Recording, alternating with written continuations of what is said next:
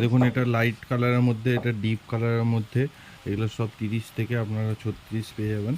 এটা দেখুন একটা কালারটা আনকমন কালারের মধ্যে, এটা গ্রে কালার ব্ল্যাকের মধ্যে, দেখুন এটা ব্লু কালারের মধ্যে, এটা গ্রে টাইপের, এটাও একটা লাইটের মধ্যে, এটা লাইট কালারের মধ্যে, এটা একটা আনকমন কালার দেখতে পাচ্ছেন।